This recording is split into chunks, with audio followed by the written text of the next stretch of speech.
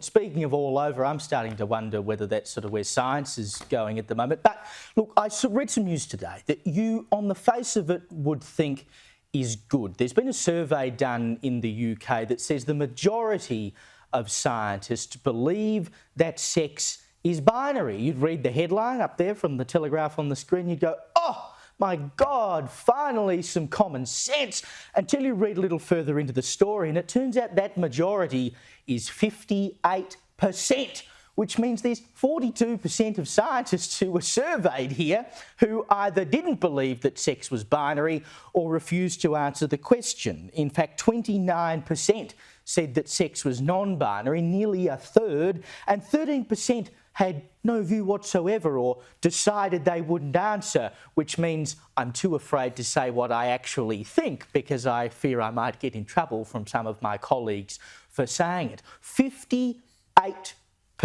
right? And these are the people who are meant to deal in mathematics and absolutes, facts. It is or it is not. And we have them running around, a large number of them, saying, oh, maybe sex isn't binary, Chromosomes, they don't exist. The entire scientific field has become a sham. The fact that many were just like, actually, I'm not going to participate in this, it goes to show you think that sex is binary. You're too afraid to say so because of repercussions. Now think of COVID and how certain people were gagged. Not very scientific, any of that nonsense.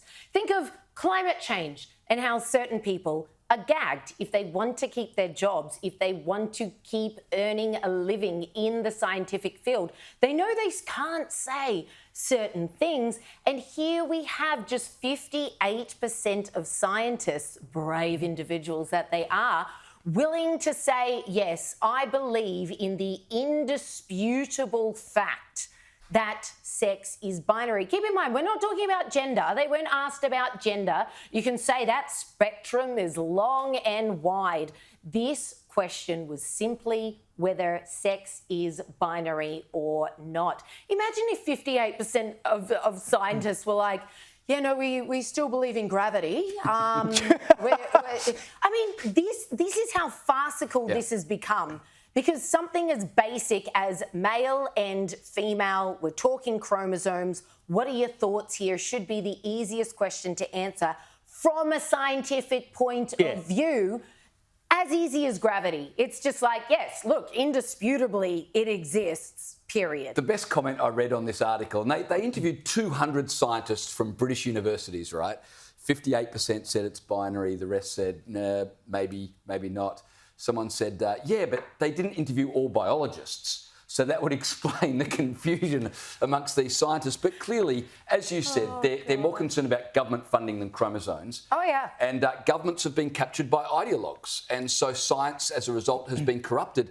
But when you are willingly this ignorant, you surely can't expect your civilization to long survive unless there is a massive correction.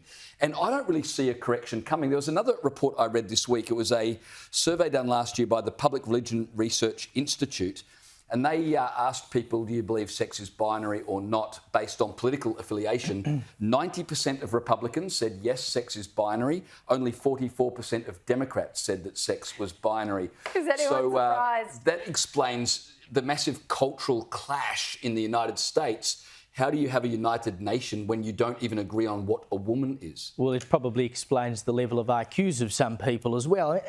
It's just the most basic stuff. And I think you've hit the nub of the issue, Liz, which is that it's not just that the governments are being captured by the ideologues. It's that if you are a scientist, a researcher, whatever, the vast majority of any work you will do will come through universities. And we know who has captured the universities. So if you want to be able to work in that sphere, if you want to be a scientist, if you want to be a researcher, you almost have to compromise some of your most obvious values, which is believing in the truth and striving for the truth, because that's what science is meant to be about, in order to maintain your employment and achieve other goals that you want to achieve. I mean, the fact that 13% of those people, more than 1 in 10, felt like they had no view, and rubbish, they had no view, or they didn't want to participate, makes it pretty clear that there is pressure coming from on high, or not even just from on high, but surrounding them, that says you're not allowed to think that way.